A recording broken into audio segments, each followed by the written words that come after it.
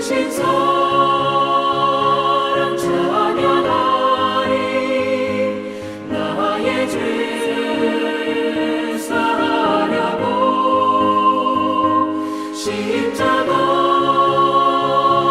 죽임 당한 나의 주 찬양하리. 고마우신 구세 주를 내가 찬송하리라.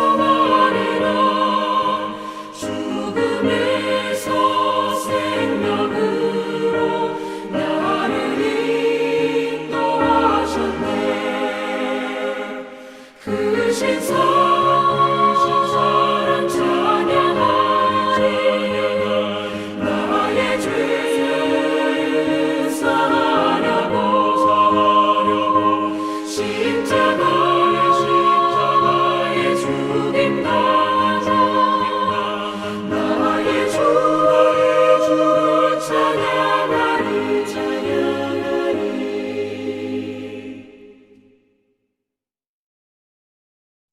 오늘 저희들이 살펴볼 본문은 누가복음 6장 46절로 49절 말씀과 마태복음 7장 24절로 27절 말씀입니다. 오늘은 그 두 군데 말씀을 가지고 살펴볼 텐데요. 이 두 군데가 같은 내용입니다. 그런데 조금 다른 게 있어서 두 가지를 다 읽고 그 가운데에서 우리가 추려서 살펴보도록 하겠습니다. 먼저 누가복음 6장 46절로 49절 말씀입니다. 너희는 나를 불러 주여 주여 하면서도 어찌하여 내가 말하는 것을 행하지 아니하느냐. 내게 나와 내 말을 듣고 행하는 자마다 누구와 같은 것을 너희에게 보이리라. 집을 짓되 깊이 파고 주추를 반석 위에 놓은 사람과 같으니 큰 물이 나서 탕류가 그 집에 부딪히되 잘 지었기 때문에 능히 요동하지 못하게 하였거니와 듣고 행하지 아니하는 자는 주추 없이 흙 위에 집 지은 사람과 같으니 탕류가 부딪힘에 집이 곧 무너져 파괴됨이 심하니라 하시니라. 아멘. 마태복음 7장 24절로 27절 말씀입니다. 그러므로 누구든지 나의 이 말을 듣고 행하는 자는 그 집을 반석 위에 지은 지혜로운 사람 같으리니 비가 내리고 창수가 나고 바람이 불어 그 집에 부딪히되 무너지지 아니하나니 이는 주추를 반석 위에 놓은 까닭이요. 나의 이 말을 듣고 행하지 아니하는 자는 그 집을 모래 위에 지은 어리석은 사람 같으리니 비가 내리고 창수가 나고 바람이 불어 그 집에 부딪히며 무너져 그 무너짐이 심하니라. 아멘. 오늘은 성경 구절을 참 많이 찾을 것입니다. 그러니까 여러분이 성경을 옆에 두고 그리고 찾아가면서 살펴보도록 하겠습니다. 우리는 지난 몇 주에 걸쳐 주님이 말씀하신 비유, 열처녀 비유와 어리석은 부자 비유, 그리고 청지기 비유에 대해 살펴보았습니다. 그런데 이것들은 결국 이 세상에서와 교회 안에서 누가 과연 지혜로운 자이며 어리석은 자인지에 대한 것이었습니다. 열처녀 비유에서는 신랑을 맞이하기 위해 기름을 준비한 5 처녀는 지혜로운 자이며 기름을 준비하지 못한 5 처녀는 어리석은 자였습니다. 그리고 어리석은 부자 비유에서는 이 세상을 삶의 목적으로 살아가는 자는 어리석은 자이나 하나님 나라를 목적으로 살아가는 자는 지혜로운 자임을 깨닫게 되었습니다. 그리고 불의한 청지기 비유에서는 자신의 미래의 삶, 즉 육적인 삶이 되었건 영적인 삶이 되었건 미래를 준비하는 자는 지혜로운 자이지만 미래를 준비하며 살지 않는 자는 어리석은 자라는 사실에 대해 우리는 배웠습니다. 그렇다면 오늘은 마지막으로 반석 위에 집을 지은 지혜로운 자와 흙, 마태복음에서는 모래라고 그럽니다. 모래 위에 집을 지은 어리석은 자의 비유를 통해 참 지혜로운 자의 삶과 참으로 어리석은 자의 삶에 대해 배워보도록 하겠습니다. 오늘 본문 누가복음 6장 46절 49절과 마태복음 24장 27절 말씀을 다시 한번 읽어보도록 하겠습니다. 먼저 누가복음 6장 46절로 49절 말씀입니다.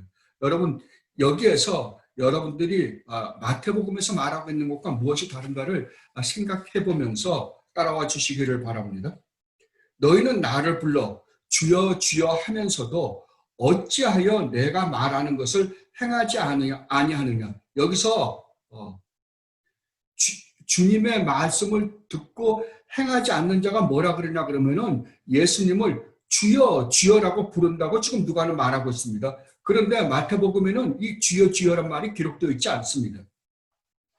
내게 나와 내 말을 듣고 행하는 자마다 누구와 같은 것을 너희에게 보이리라.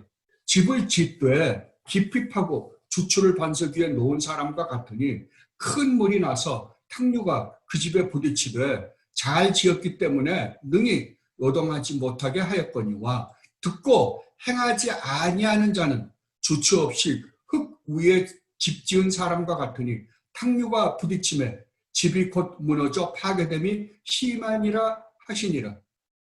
자, 이제 마태복음 7장 24절로 27절 말씀을 한번 읽어보도록 하십시다. 여기에서 누가복음과 무엇이 다른가 제가 설명해 드리도록 하겠습니다. 마태복음에는 이렇게 기록되어 있습니다. 그러므로 누구든지 나의 이 말을 듣고 행하는 자는 그 집을 반석 위에 지은 지혜로운 사람 같으리니. 아까 누가복음에는 지혜로운 사람이란 말이 없습니다. 지혜로운 사람, 어리석은 사람이란 말이 없고 대신에 주여 주여 부르는 사람이 있다고 말씀하셨는데 이 마태복음, 사대 마태는 이 말씀을 기록하는데 누가가 기록한 것과 좀 다르게 지혜로운 사람과 어리석은 사람을 비교하면서 설명하고 있는 모습을 우리는 봅니다. 비가 내리고 창수가 나고 바람이 불어 그 집에 부딪히되 무너지지 아니하나니 이는 주초를 반석 위에 놓은 까닭이요 나의 이 말을 듣고 행하지 아니하는 자는 그 집을 모래 위에 지은 어리석은 사람 같으리니 비가 내리고 창수가 나고 바람이 불어 그 집에 부딪힘에 무너져 그 무너짐이 심하니라. 우리가 이 본문을 해석하기 위해서 우리는 먼저 본문에서 말씀하고 있는 두 가지 대조에 대해 살펴보아야 하겠습니다. 첫째는 반석과 흙입니다. 여기서 흙을 마태복음에서는 모래라고 묘사하고 있습니다. 그리고 두 번째는 행함과 행하지 않음입니다. 왜냐하면 이 본문에서 이 두 가지 대조가 지혜로운 자와 어리석은 자에 대해 이렇게 섞여져서 설명되어지고 있기 때문입니다. 그렇다면 먼저 반석과 흙, 모래가 무엇인지에 대해 살펴보도록 하겠습니다. 성경에서 기초를 의미하는 내용으로 사용하는 이 반석이라는 단어는 두 가지 의미로 사용되고 있음을 성경은 말하고 있습니다. 첫째는 우리의 선행, 우리가 하나님 앞에서 아름다운 행위를 한 선행을 반석이라고 성경은 말하고 있습니다. 그것에 대해 대표적으로 말씀하고 있는 말씀이 디모데전서 6장 17절로 19절 말씀입니다. 디모데전서 6장 17절로 19절 말씀입니다. 봉독해드리겠습니다. 내가 이 세대에서 부한 자들을 명하여 마음을 높이지 말고 정함이 없는 재물에 소망을 두지 말고 오직 우리에게 모든 것을 후히 주사 누리게 하시는 하나님께 두며 선을 행하고 선한 사업을 많이 하고 나누어 주기를 좋아하며 너그러운 자가 되게 하라. 이것이 장래에 자기를 위하여 좋은 터를 쌓아 참된 생명을 취하는 것이니라. 아멘. 좋은 터가 뭐라고요? 선을 행하고 선한 사업을 많이 하고 나누어 주기를 좋아하는 것을 좋은 터라고 지금 사도 바울이 디모데에게 보내는 편지에서 말씀하고 있습니다.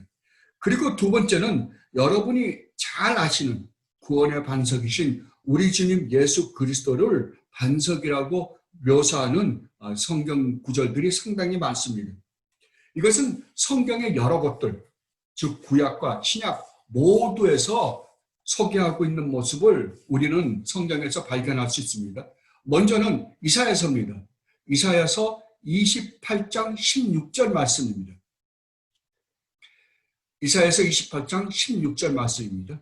그러므로 주 여호와께서 이같이 이르시되 보라 내가 한 돌을 시온에 두어 기초를 삼았노니 곧 시험한 돌이요 귀하고 견고한 기초돌이라 그것을 믿는 이는 다급하게 되지 아니하리로다. 아멘.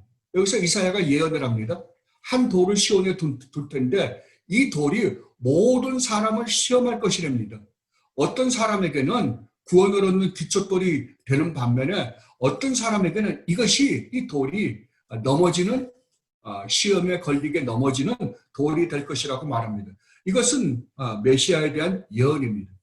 그리고 신약에 들어와서는 대표적으로 사도행전 4장에서 이 돌이 무엇인지에 대해서 설명하고 있습니다. 사도행전 4장 11절로 12절 말씀입니다. 사도행전 4장 11절로 12절 말씀. 하나님 말씀입니다. 이 예수는 이제 예수님이라고 말씀하시죠. 너희 건축자들의 버린 돌로서 집 모퉁이의 머릿돌이 되었느니라. 다른 이로서는 구원을 받을 수 없나니 천하 사람 중에 구원을 받을 만한 다른 이름을 우리에게 주신 일이 없음이라 하였더라. 아멘. 어떤 사람들이 건축자들이 버린 돌이 있는데 이 돌이 결국 집을 짓는데 머릿돌이 될 것이라는 것입니다. 근데 이 머릿돌이 될 이 돌이 누구냐? 예수님이라고 말씀하십니다. 그리고 또 보충 설명하기를 이 세상에 구원을 얻을 만한 다른 이름을 준 적이 없답니다. 우리가 구원을 얻을 수 있는 유일무이한 이름, 유일무이한 반석은 바로 우리 주님 예수 그리스도다라고 말씀을 하십니다. 이것을 고린도전서 3장 11절에서는 이렇게 말씀하십니다. 이 닦아둔 것 외에 능히 다른 터를 닦아둘 자가 없으니 이 터는 곧 예수 그리스도라. 그리고 에베소서 2장 20절에서는 이렇게 말씀하십니다. 너희는 사도들과 선지자들의 터 위에 세우심을 입은 자들이다. 사도들과 선지자들의 터란 말은 뭡니까? 사도들과 선지자들이 전한 복음 위에 너희들은 세우심을 입은 자다. 그런데 사도들과 선지자들이 전한 복음이 무엇이냐? 그리스도 예수께서 친히 모퉁이 돌이 되셨느니라. 바로 그리스도 예수 그리스도라고 사도 바울은 말씀하고 있습니다. 그리고 사도 베드로는 베드로전서 2장 6절로 8절에서 이렇게 증언하고 계십니다. 성경에 기록되었으되 보라 내가 택한 보배로운 모퉁이 돌을 시온에 두노니 그를 믿는 자는 부끄러움을 당하지 아니하리라 하셨으니 그러므로 믿는 너희에게는 보배이나 믿지 아니하는 자에게는 건축자들이 버린 그 돌이 모퉁이의 머릿돌이 되고 또한 부딪히는 돌과 걸려 넘어지게 하는 바위가 되었다 하였느니라. 그들이 말씀을 순종하지 아니함으로 넘어지나니 이는 그들을 이렇게 정하신 것이라. 아멘. 사도 베드로는 아까 이사야 선지자가 말씀하신 것을 가지고 지금 예수 그리스도가 우리가 구원받을 유일무이한 기초요 반석이시다라고 지금 소개하고 있는 것입니다. 그렇다면 오늘 이 누가복음과 마태복음에서 말씀하고 있는 반석은 과연 무엇일까요? 우리의 행위일까요? 아니면 우리 주님 예수 그리스도일까요? 이건 아주 쉽습니다. 여기서 우리 주님이 말씀하시면서 소개하고 있는 반석은 우리 주님 예수 그리스도 당신 자신을 지금 말씀하고 있는 것입니다. 왜냐하면 우리가 알다시피 우리의 선행으로 우리가 구원의 집을 지을 수 없기 때문입니다. 성경은 분명하고 단호히 우리의 선행으로는 구원을 받을 수 없고 오직 우리가 구원을 얻을 수 있는 유일무이한 길은 우리 주는 예수 그리스도밖에는 없다고 분명히 말씀하고 있기 때문입니다. 아까 우리가 사도행전에서 살펴보았듯이 이 예수는 너희 건축자들의 버린 돌로서 집 모퉁이의 머릿돌이 되었느니라. 다른 이로서는 구원을 받을 수 없나니 천하 사람 중에 구원을 받을 만한 다른 이름을 우리에게 주신 일이 없음이라. 아멘. 그렇다고 한다면 우리가 구원을 받을 수 있는 유일무이한 기초, 반석은 바로 복음이신 우리 주님 예수 그리스도입니다. 그렇다고 한다면 여기서 흙 위에 누가복음에서 말하고 있는 흙이나 모래는 무엇을 의미할까요? 예, 이거는 뭐 분명합니다. 이것은 반석이신, 참 반석이신 우리 주님 예수 그리스도 외에 구원을 얻겠다라고 하는 이 세상에 있는 모든 것입니다. 즉, 이 세상에 기독교 외에 수많은 다른 종교들, 또한 세상의 철학이나 도덕과 윤리, 심리학, 더 나아가서 우리의 선행, 더 나아가서는 과학 등등일 것입니다. 그러므로 우리 주님 예수 그리스도, 참 반석에서 우리 주님 예수 그리스도 외에 다른 것들, 다른 종교나 세상의 철학이나 도덕과 윤리나 우리의 선행이나 그 어떠한 것으로 우리가 구원의 집을 얻으려고, 구원을 얻으려고 한다면 우리는 반드시 실패할 것입니다. 이것을 오늘 본문에서 우리 주님이 우리에게 말씀해 주고 계시는 것입니다. 그렇다면 예수 그리스도가 우리의 구원의 반석인 줄은 알겠는데, 대관절, 이 예수 그리스도가 어떻게 우리의 구원의 반석이 되는지 모르시는 분이 제 설교를 듣는 분 중에 있을 줄 압니다. 오늘은 간단하게 대략적으로 어떻게 해야 예수 그리스도가 우리의 온전한 구원의 반석이 되시는지에 대해 설명을 드리도록 하겠습니다. 간단하게 말하면 여러분은 예수님을 여러분의 주요 그리스도로 믿어야만 여러분은 구원을 얻을 수 있습니다. 다시 말하면 여러분은 예수님을 우주 만물을 창조하신 참 창조주 하나님이시며 우리를 구원하러 인간으로 오신 구원주이시라는 사실을 반드시 믿어야만 합니다. 이것을 믿지 않고 구원을 받을 수 있는 방법은 이 세상에 없습니다.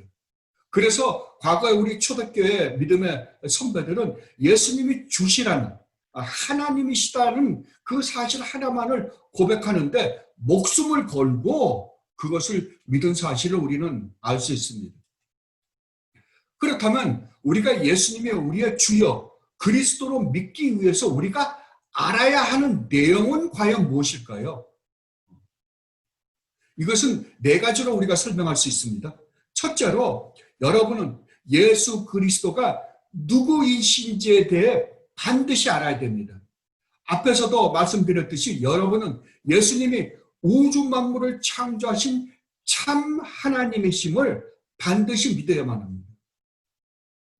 그리고 여러분은 예수 그리스도가 우리를 구원하시기 위해 이 땅에 참 인간이 되셨다는 사실을 반드시 믿어야만 합니다.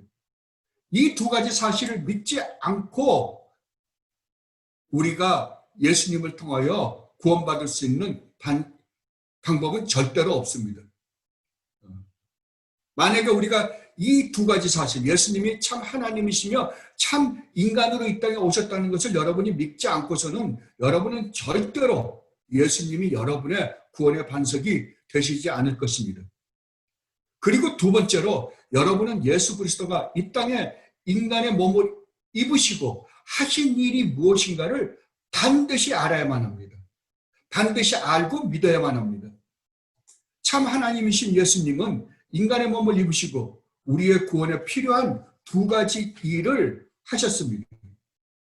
첫째는 우리 인간이 지키면 구원을 받을 수 있는 하나님이 우리에게 주신 그 율법을 우리가 지키지 못함으로 말미암아, 하나님이 주신 그 율법을 우리가 어김으로 말미암아 우리는 하나님의 그 무서운 진노를 받을 수밖에 없는 존재들이었습니다.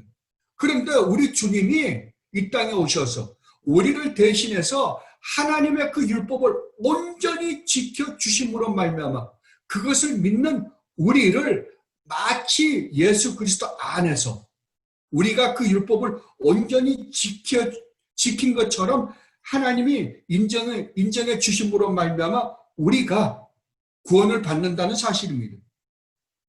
그리고 두 번째로는 우리가 하나님께 저지른 죄로 말미암아 우리가 받아야 되는 그 무서운 하나님의 저주를 우리 주님께서 오셔서 십자가를 치시기까지 하심으로 우리의 죄를 대신해서 우리가 받아야 될 형벌을 받음으로 말미암아 우리로 하여금 다시는 우리가 저지른 죄로 말미암는 형벌을 받지 않게 해주셨다는 사실을 우리는 반드시 믿어야만 합니다. 이것이 우리 주님이 이 땅에 오셔서 우리로 하여금 구원을 얻게 하기 위하여 행하신 행위입니다. 하신 일입니다. 이것을 우리는 반드시 믿어야만 할 것입니다. 그리고 세 번째로 여러분은 예수 그리스도가 약속하신 것이 무엇인지를 분명히 아셔야만 합니다. 이것에 대해서는 이 시간 자세히 살피지는 않겠습니다. 왜냐하면 성경은 전체가 하나님의 약속으로 되었기 때문에 그렇습니다. 그래서 우리가 구약, 옛날 약속, 새로운 약속들이라고 말씀하지 않습니까? 성경은 언약으로 시작해서 언약으로 끝이 납니다. 그러므로 하나님이 우리에게 약속하신 약속들이 무엇인지는 여러분이 성경에 들어가서 하나하나 살펴보아야만 합니다. 그러면 여러분은 그 약속으로 말미암아 엄청난 축복을 누리게 될 것입니다. 그런데 오늘날 교회 다니는 수많은 사람들은 우리 주님이 우리에게 약속하신 약속을 전혀 모릅니다. 성경을 읽지 않기 때문에도 모를 뿐만 아니라 성경을 읽으면서도 그 약속이 무엇인지에 대해서 찾아보는 사람들이 거의 없습니다. 그러니까 주님이 주시는 충만한 축복을 누리지 못하고 있는 것입니다. 그러므로 여러분은 성경을 읽으실 때 주님이 약속하신 약속들의 동그라미를 치십시오. 그 약속들의 동그라미를 친 것을 매번 성경을 읽으면서 그 하나님이 약속하신 그 놀라운 약속의 축복들을 음미하고 묵상하면서 그 축복을 누리시기를 바랍니다. 간단하게 제가 몇 구절만 소개해 드리도록 하겠습니다. 그러면 여러분들이 그 약속이 얼마나 놀라운 약속들이 기록되어 있는지를 여러분들은 조금은 발견할 수 있으실 것입니다. 이 시간 맛볼 수 있을 것입니다. 먼저는 마태복음 6장 31절로 33절 말씀입니다. 마태복음 6장 31절로 33절 말씀입니다. 잘 보십시오. 얼마나 하나님이 우리에게 놀라운 약속들을 하셨는지. 몇 구절 안 되지만 그 안에도 얼마나 놀라운 축복들이 담겨 있는지를 우리는 발견할 수 있습니다.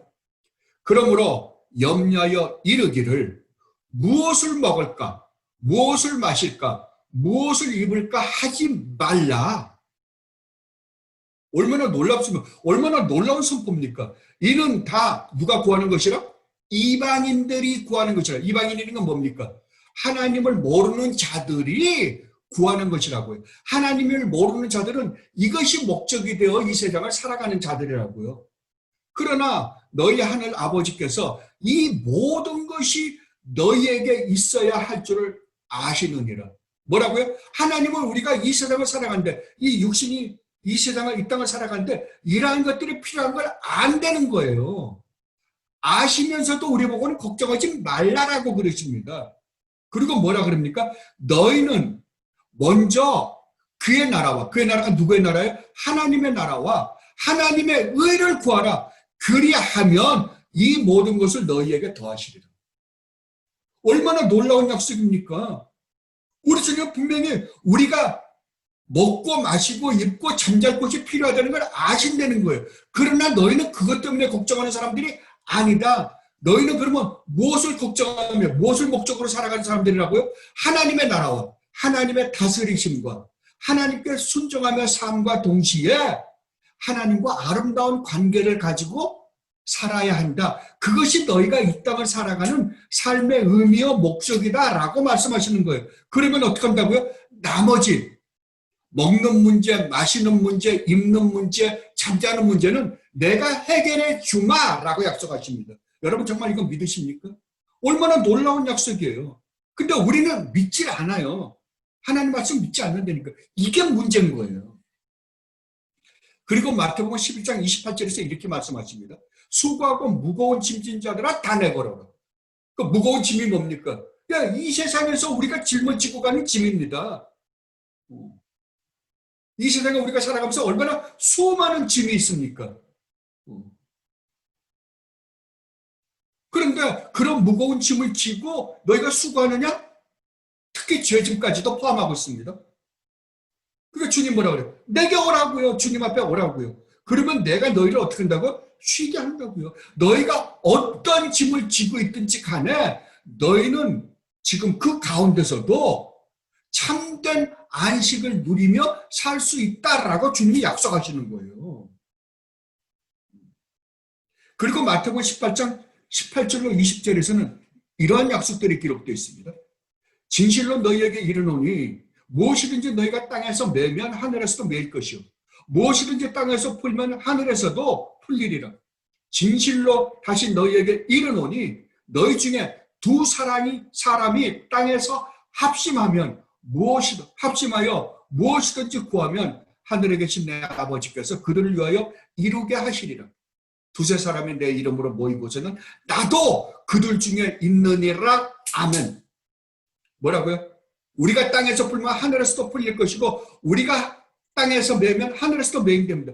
얼마나 놀라운 축복이 우리에게 주어졌습니까? 그리고 너희들이 두세 사람이 모여서 나에게 기도해라. 그럼 내가 들어주마. 그리고 요한복음 3장 16절에서는 이렇게 약속하십니다. 하나님이 세상을 이처럼 사랑하사 독생자를 주셨으니 이는 그를 믿는 자마다 멸망하지 않고 영생을 얻게 해주겠다. 얼마나 놀라운 약속입니까? 그리고 요한복음 5장 24절을 보면 이렇게 기록되어 있습니다. 내가 진실로 너희에게 이르노니 내 말을 듣고 또 나 보내신 이를 믿는 자는 영생을 얻었고 심판에 이르지 아니하나니 사망에서 생명으로 옮겼느니라. 어떻습니까, 여러분? 여러분이 정말 진실되게 예수님을 믿는다라고 한다면 여러분은 이미 영생을 얻었고 심판에 이르지 않을 뿐만 아니라 사망에서 생명으로 옮겨온 자들이라니까요. 그리고 요한복음 6장 40절과 57절에서는 이렇게 말씀하십니다. 내 아버지의 뜻은 아들을 보고 믿는 자마다 영생을 얻는 이것이니 마지막 날에 내가 이를 다시 살리리라 하시니라. 누가 살리신다고요? 우리 주님이. 우리 주님이 우리를 다시 살려주신답니다. 우리는 반드시 부활할 것이라고 말씀하십니다. 57절에서는 이렇게 말씀하십니다. 살아계신 아버지께서 나를 보내시면 내가 아버지로 말미암아 사는 것 같이 나를 먹는 그 사람도, 예수님을 먹는다는 말이 뭐예요? 예수님이 십자가에서 찢기신 살과 피를 먹고 마시는 자는, 다른 말로 하면 그것을 믿음으로 받아들이는 자는 그 사람도 나로 말미암아 살리라. 아멘. 자, 얼마나 놀라운 축복입니까? 그리고 요한복음 8장 36절에서는 이렇게 약속하고 계십니다. 그러므로 아들이 너희를 자유롭게 하면 너희가 참으로 자유로우리라. 뭐라고요? 비록 이 세상에서 우리는 수많은 짐 때문에 얽매여 살고 있지만 하나님의 아들이신 우리 주님 예수 그리스도가 우리를 자유롭게 하면 진짜 참된 자유를 그리스도 안에서 우리가 누리게 될 것이다. 그렇게 해주겠다라고 주님이 약속하십니다. 그리고 요한복음 11장 25절로 26절에서는 이렇게 말씀하십니다. 예수께서 이르시되 나는 부활이요 생명이니 나를 믿는 자는 죽어도 살겠고 무릇 살아서 나를 믿는 자는 영원히 죽지 아니하리라. 뭐라고요? 무릇 살아서, 지금 살아있는 상태에서 우리 주님을 믿는 자는 영원히 죽지 않는답니다. 다른 말로 하면 영원한 우리 주님의 생명을 우리가 지금부터 소유하고 영원히 소유할 것이라고 우리 주님은 약속하십니다. 요한일서 5장 14절에서는 이렇게 말씀하십니다. 하나님의 뜻대로 무엇을 구하면 하나님이 들어주시겠다라고 말입니다. 이것이 어디까지 계속됩니까? 마지막 요한계시록까지 계속됩니다. 요한계시록 21장 7절에는 이렇게 기록되어 있습니다. 이기는 자는 이것들을 상속으로 받으리라. 나는 그의 하나님이 되고 그는 내 아들이 되리라. 약속이죠. 누구에게 줘요? 이 세상의 삶에서 우리 주님과 함께 싸워 승리한 자는, 사탄과 싸워 승리한 자는 이 축복을, 이 상속을 내가 너희들에게 허락해 줄 것이다 라고 말씀하고 계십니다. 그리고 계시록 22장 1절로 5절에서는 아주 놀라운 축복의 말씀을 해 주십니다. 또 그가 수정같이 맑은 생명수의 강을 내게 보이니 하나님과 및 어린 양의 보좌로부터 나와서 길 가운데로 흐르더라. 강 좌우에 생명나무가 있어 12가지 열매를 맺되 달마다 그 열매를 맺고 그 나무 잎사귀들은 만국을 치료하기 위하여 있더라. 다시 저주가 없으며 하나님과 그 어린 양의 보좌가 그 가운데에 있으리니 그의 종들이 그를 섬기며 그의 얼굴을 볼터이어 그의 이름도 그들의 이마에 있으리라. 다시 밤이 없겠고 등불과 햇빛이 쓸데없으니 이는 주 하나님이 그들에게 빛이심이라. 그들이 세세토록 왕노릇하리라. 아멘. 뭐라고요? 우리는 영원히 다시 저주가 없는 것, 고통이 없는 것, 죽음이 없는 것, 그곳에서 영원히 하나님의 얼굴을 보며 우리 주님 예수 그리스도와 세세토록 왕노릇할 것이다 라고 약속하십니다. 여러분 한번 보십시오. 성경이 얼마나 놀라운 약속들을 우리에게 해주고 있습니까? 저는 지금 간단하게 하나님의 약속에 대해 몇 절만 살펴보았습니다.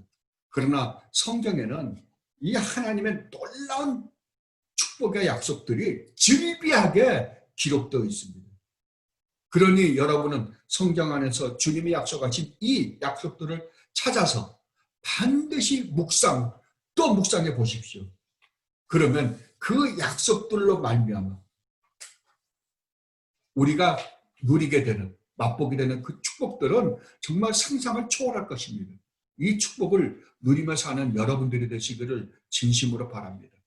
그리고 네 번째로 우리가 반드시 믿어야 될 것들은 예수 그리스도가 이 땅에 오셔서 하신 일과 나와는 어떠한 관계인가에 대해서 반드시 아셔야만 합니다.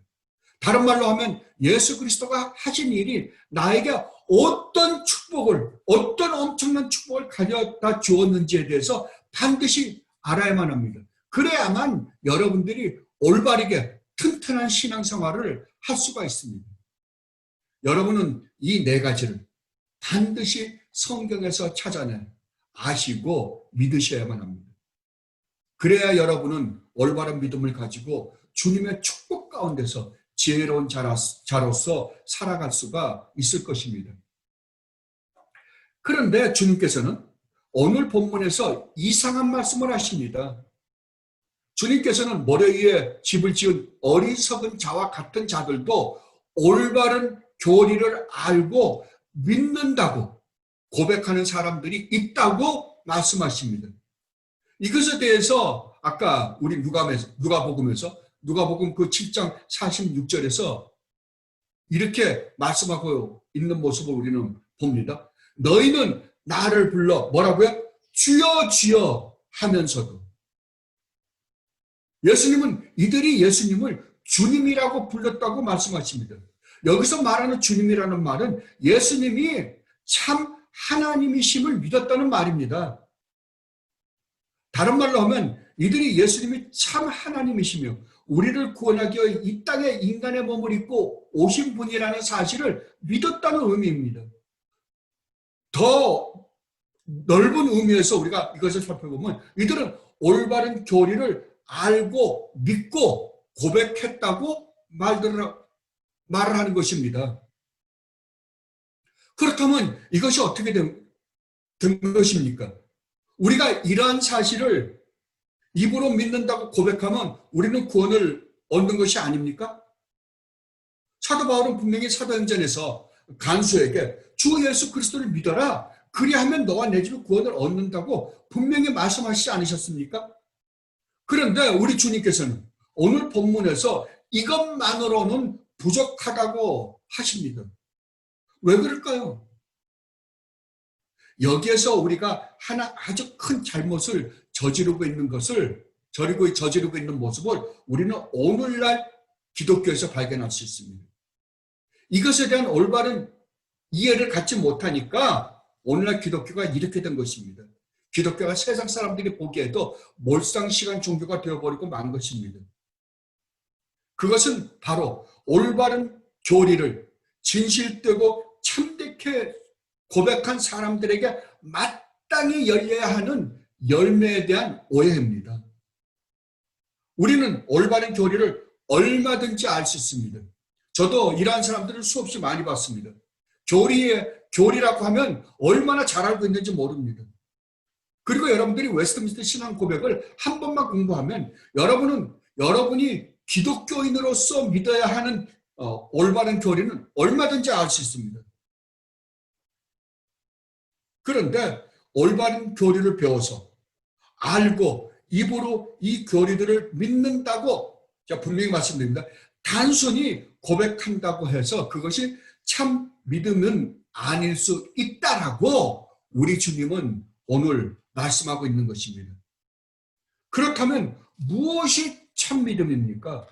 여기에 대한 대답을 우리는 로마서에서 찾을 수 있습니다. 로마서 10장 9절로 10절 말씀입니다. 로마서 10장 9절로 10절 말씀입니다. 내가 만일 내 입으로, 잘 들어보십시오. 내 입으로 예수를 주로 시인하며 또 하나님께서, 분명히 입으로 예수님을 주로 시인합니다. 하나님이라고 시인합니다. 또 하나님께서 그를 죽은 자 가운데서 살리신 것을, 그러니까 예수님이 우리를 이 땅에 구원하시가 이 땅에서 십자가를 지신 사실을 믿는 거죠. 내 마음에 믿으면 구원을 받으라. 그러니까 입으로 고백할 뿐만 아니라 어디로 믿어야 된다고요? 마음으로 믿어야 된다고요. 사람이 마음으로 믿어 의에 이르고 입으로 시인하여 구원에 이르느니라. 그러니까 입으로만 고백해서는 안 된다는 거예요. 마음으로 믿는 믿음이 또한 있어야 된다라고 말씀하십니다. 여기서 사도 바울이 말씀하시는 것은 올바른 교리를 믿는다고 입으로 고백하는 것도 중요하지만 이 교리들을 마음으로 진실되게 믿는다고 고백해야 한다고 말씀하십니다. 바로 이것입니다. 이 교리들이 단순히 하나의 지식이 되어서 단순히 이 교리에 동의하는 것이 참 믿음은 아니라고 지금 사도는 말씀하고 있는 것입니다. 그렇다면 참 믿음은 올바른 교리를 인정하고 동의하는 것뿐만 아니라 이 교리들이 마음판에 새겨지는 것이라고 말씀하고 있는 것입니다. 다른 말로 하면 이 교리들이 마음에 감동을 주고 감격해 하는 것이라고 말씀하고 있는 것입니다. 그래서 사도 바울이 내 마음에 믿으면 구원을 받으리라. 사람이 마음으로 믿어 의에 이른다라고 말씀하신 것입니다. 그러므로 참 신앙은 올바른 교리를 알고 깨닫고 동의하는 것뿐만 아니라 이 교리들을 진심으로 마음으로 믿는 것까지 포함하는 것입니다.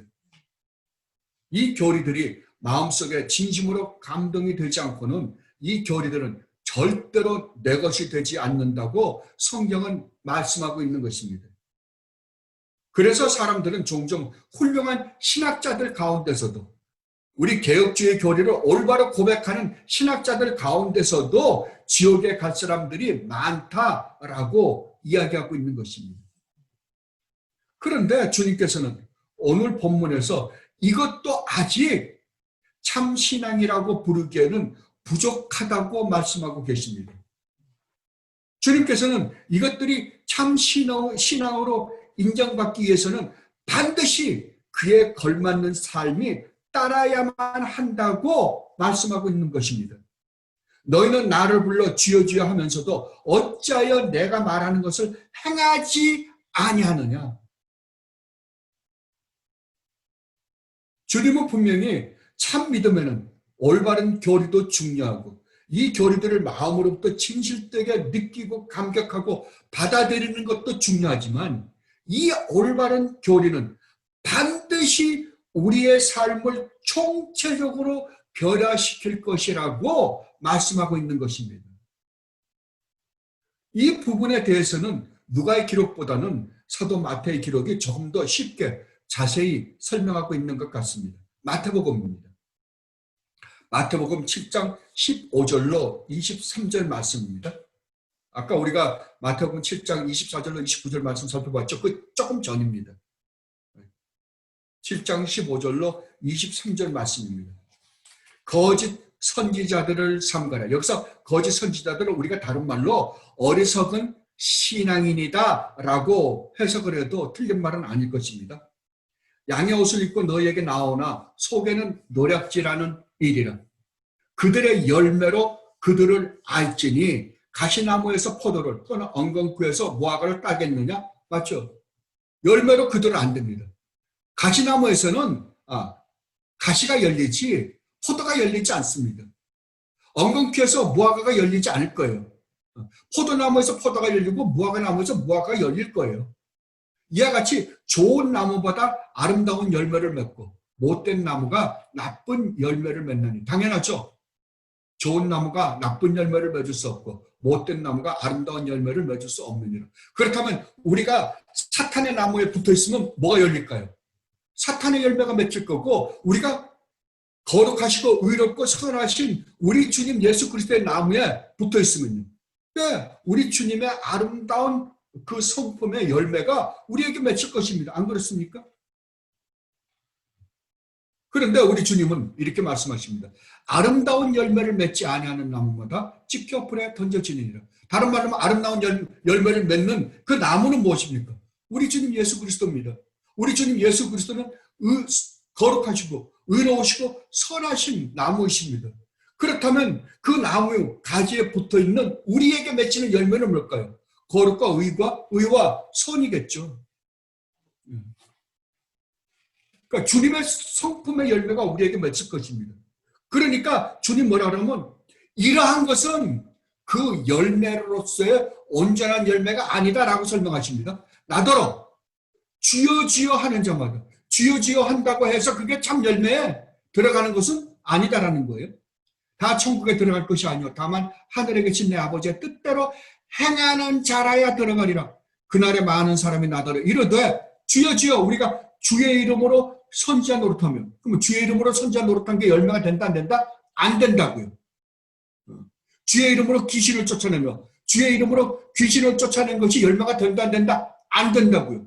주의 이름으로 많은 권능을 행하지 아니했나이까? 많은 선행을 행하지 않았습니까? 과원도 짓고 선교도 가고 교회도 짓고 많은 일을 하지 않았습니까? 그게 진짜 참 열매인지 아닌지에 대한 열매로서의 가치를 부여할 수 있다? 없다라고 이야기하는 거예요. 하리니 그때 내가 그들에게 밝히 말하되 내가 너희를 도무지 알지 못하니 불법을 행하는 자들아 내게서 떠나가라 하리라. 얼마나 확실합니까? 그런데 오늘날 기독교는 잘못된 이 이신칭의로 말미암아 믿음으로 의롭다는 말을 오해해서 오늘날과 같은 아주 몰상식한 기독교를 만들어버리고 말았습니다. 그래서 사도 마태가 오늘 본문을 시작하면서 그러므로 라는 접속사를 붙였던 것입니다.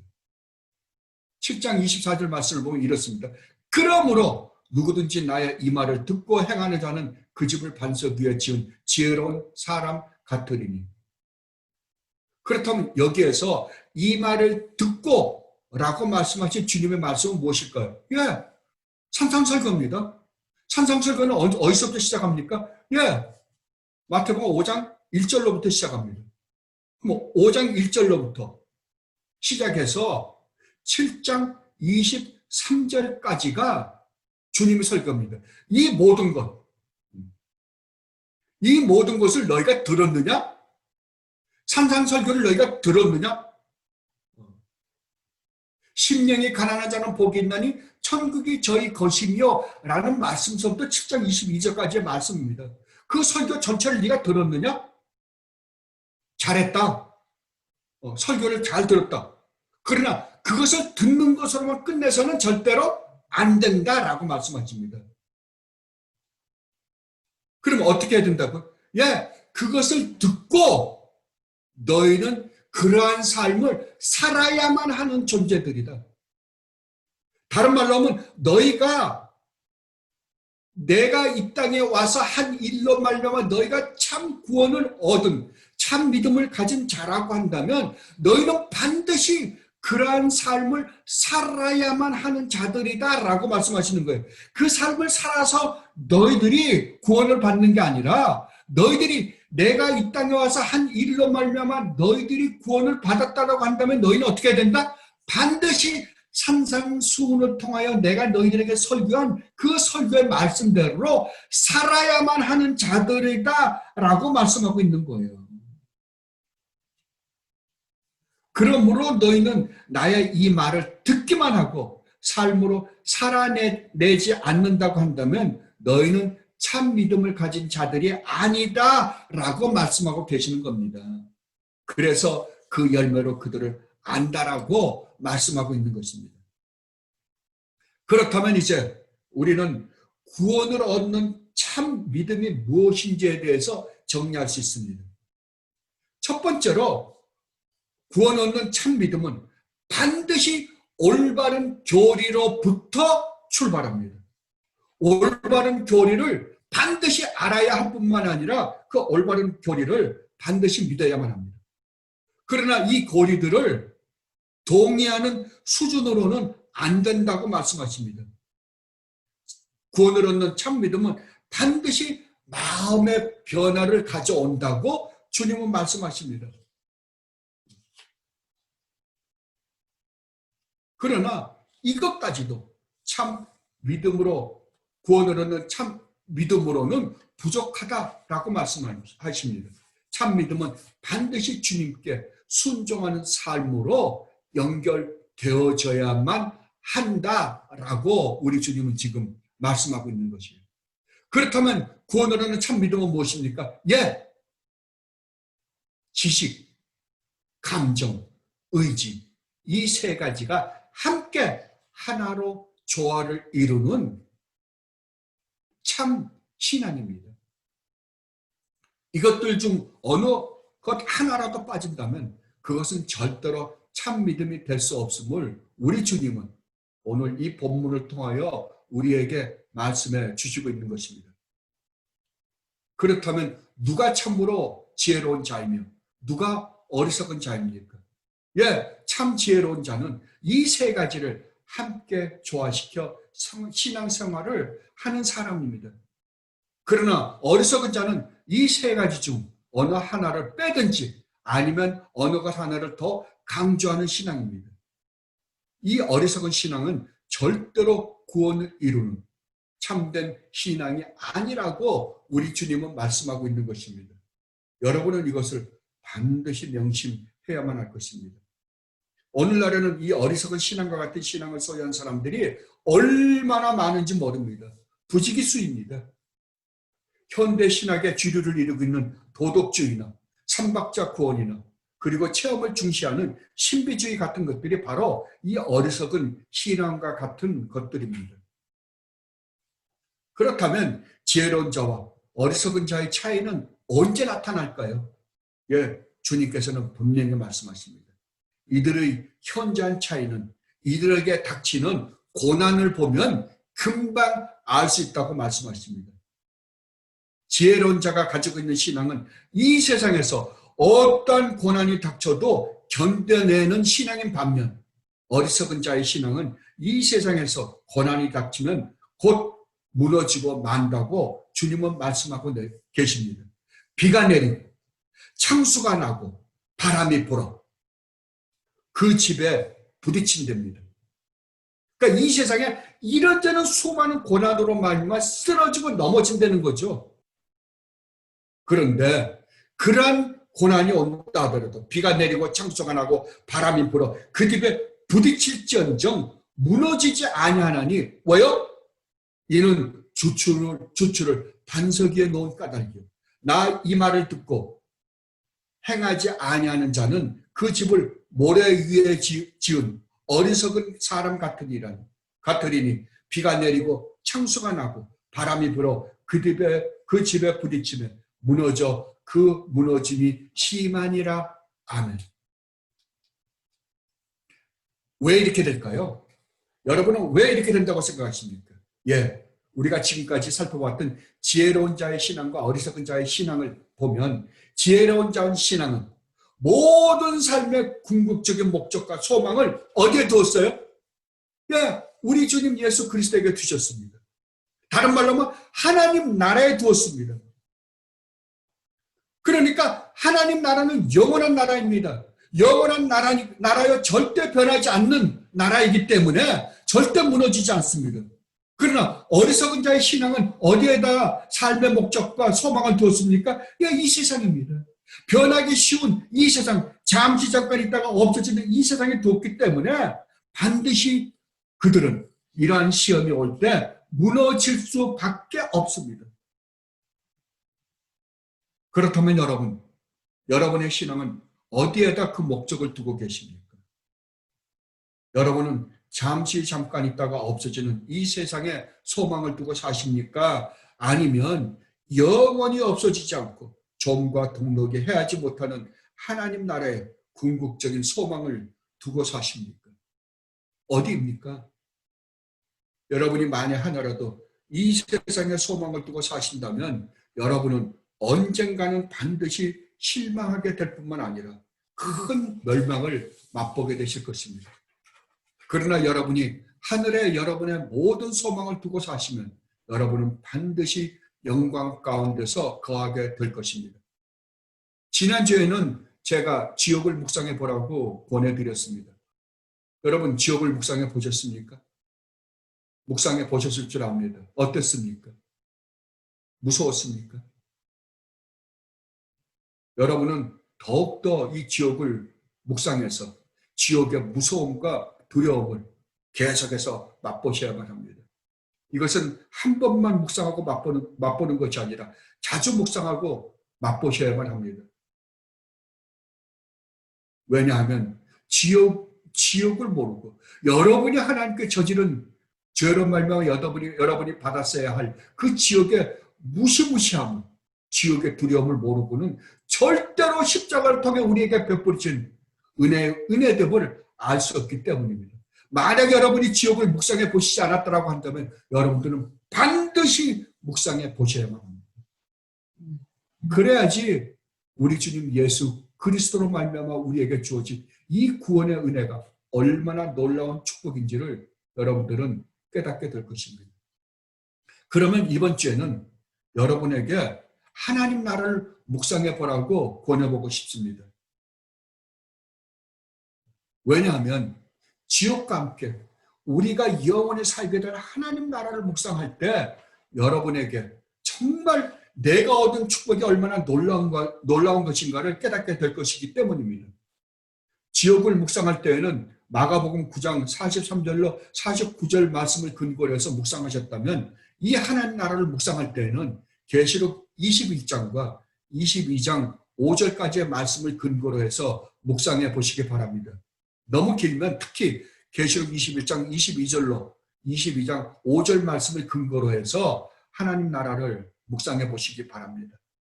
저도 이번 주에 이것을 깊이 묵상해 보았습니다. 여러분 한번 생각해 보십시오. 여러분이 사는 이 땅을 한번 보시고 여러분이 정말 하나님께서 주시겠다고 약속하신 그 하나님 나라의 그 아름다움을 한번 묵상해 보십시오. 죄와 악이 하나도 없는 나라. 어둠은 전혀 찾아볼 수 없고 오직 빛만이 있는 나라. 고통과 눈물과 죽음이 다시는 없는 오직 생명만이 있는 영원한 나라. 거룩과 의와 선만이 존재하는 나라. 하나님의 은혜와 사랑과 자비가 충만한 나라. 우리 자신들 또한 하나님과 같이 온전히 거룩하고 의롭고 선한 존재가 되어서 머릿속에서조차도 악하고 더럽고 추한 생각 같은 것은 아무것도 없고 오직 선하고 맑고 아름다운 생각만을 가지고 서로 사랑하며 사는 나라. 빛 대신 하나님의 영광의 충만함을 맛보고 즐기고 찬양하며 사는 나라. 이 나라를 여러분 한번 묵상해 보십시오. 그러면 여러분은 이 나라에 빨리 가서 살고 싶어 할 것입니다. 사도 바울도 그러시지 않았습니까? 그 두 가운데 내가 있다. 나는 하루라도 먼저 주님 나라에 가서 주님과 함께 지내고 싶다. 그러나 만약 주님께서 너희들을 위하여 이 땅에 조금 더 살게 해주신다면 그것도 좋다라고 말씀하셨습니다. 이 나라를 소망하며 살 때 여러분은 이 세상에서 여러분을 넘어뜨리고 힘들게 할 것은 아무것도 없을 것입니다. 그래서 이 소망 가운데 사신 사도 바울이 이렇게 고백하셨던 것입니다. 로마서입니다. 로마서 8장 31절로 39절 말씀입니다. 이것은 제가 참 좋아하는 성경 구절입니다. 그런즉 이 일에 대하여 우리가 무슨 말하리요? 만일 하나님이 우리를 위하시면 누가 우리를 대적하리요? 자기 아들을 아끼지 아니하시고 우리 모든 사람을 위하여 내주시니가 어찌 그 아들과 함께 모든 것을 우리에게 주시지 아니하겠느냐? 누가 능히 하나님께서 택하신 자들을 고발하리요? 의롭다 하시니는 하나님이시니 누가 정죄하리요? 죽으실 뿐 아니라 다시 살아나신 이는 그리스도 예수시니 그는 하나님 우편에 계신 자요 우리를 위하여 간구하시는 자시니라. 누가 우리를 그리스도의 사랑에서 끊으리요? 환난이나 곤고나 박해나 기근이나 적신이나 위험이나 칼이리요. 기록된 바 우리가 종일 주를 위하여 죽임을 당하게 되며 도살당할 양같이 여김을 받았나이다 함과 같음이라. 뭐라고요?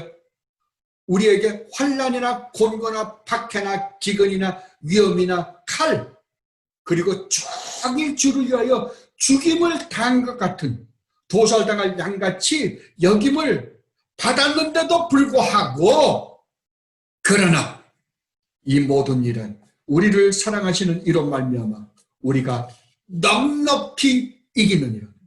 내가 확신하노니 사망이나 생명이나 권세자들이나 천사들이나 현재일이나 장래일이나 능력이나 높음이나 깊음이나 다른 어떤 피조물이라도 우리를 우리 주 그리스도 예수 안에 있는 하나님의 사랑에서 끊을 수 없으리라. 아멘. 이것이 힘이 안 되고 무엇이 힘이 되겠습니까? 이 믿음이 결코 우리를 이 세상에서 쓰러뜨릴 수 없다라고 우리 주님은 말씀하고 있습니다. 아무리 엄청난 허리케인이 오고 아무리 엄청난 지진이 일어나고 아무리 엄청난 고통 가운데 내가 있다 하더라도 그것이 결단코 우리를 우리 주 예수 그리스도 안에 있는 하나님의 사랑에서 끊을 수 없다라고 사도는 말씀하고 있는 것입니다. 여러분이 사시고 계시는 이 세상을 똑바로 정신을 바짝 차리고 들여다보십시오. 무엇이 보이십니까? 이 세상이 지금 희망찬 세계로 진보하고 있는 것 같이 보이십니까? 아니면 멸망의 곳으로 가고 있는 것 같이 보이십니까? 여러분의 눈에는 그래도 이 세상이 우리가 소망을 두고 살만한 곳으로 보이십니까? 아니면 전혀 소망이 없는 악이 창궐한 곳으로 보이십니까? 제가 너무 부정적입니까? 아닙니다. 똑바로 보십시오.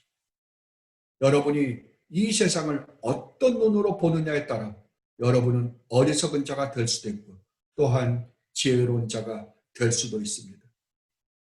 제 설교를 듣는 여러분만큼은 이 세상을 지혜로운 사람들로 사시기를 진심으로 바랍니다. 스펄전 목사님의 말씀을 대신함으로 말씀을 마치도록 하겠습니다.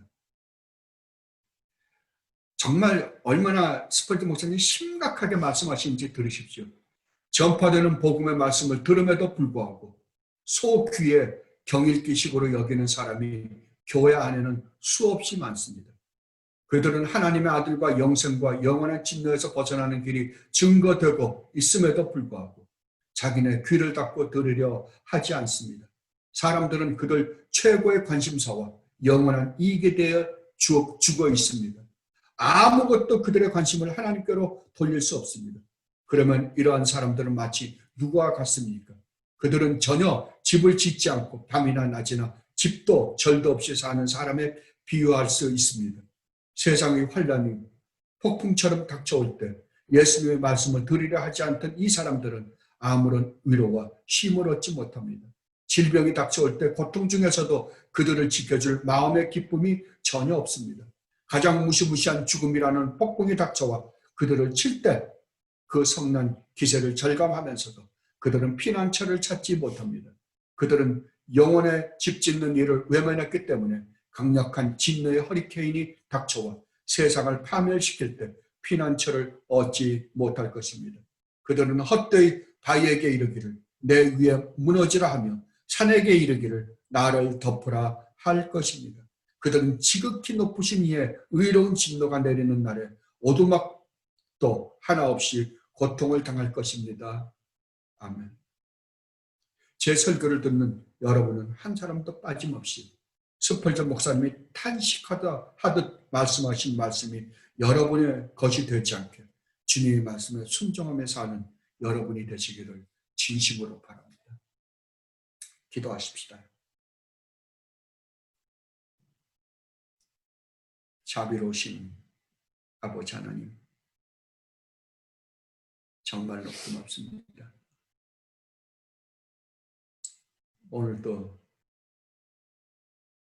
저희들이 이 세상을 어디에다 눈을 두고 어디에다 소망을 두며 살아야 하는지에 대해서 이렇게 자상히 말씀해 주시니 진심으로 감사드립니다. 우리가 비록 주님이 가신 그 길을 따라감으로 말미암아 이 세상에서는 세상이 주겠다라고 약속하신 그 쾌락을 맛보지 못하고 갈지라도 우리에게는 영원한 영광이 기다린 줄 알기에 우리 주님께서 이 땅에 오셔서 그 삶을 살고 지금 영광 가운데 아버지의 우편에 영광을 누리며 계신 것처럼 저희들도 그 영광을 누릴 줄 알기에 저희들이 그 길을 갑니다. 주님, 저희들 굳게 세워주시옵소서. 이 세상이 흔드는 그것에 미혹되지 않고 씩씩하고 담대하게 주님이 가신 그 발자취를 따라서 주님 나라까지 갈 수 있는 저희들이 되게 하여 주시옵소서. 그리하여 어리석은 자가 아니라 지혜로운 자라는 주님의 칭찬을 받는 주님의 귀한 백성들이 되게 하여 주옵소서. 감사하며 우리 주님 예수 그리스도 이름으로 기도드립나이다. 아멘.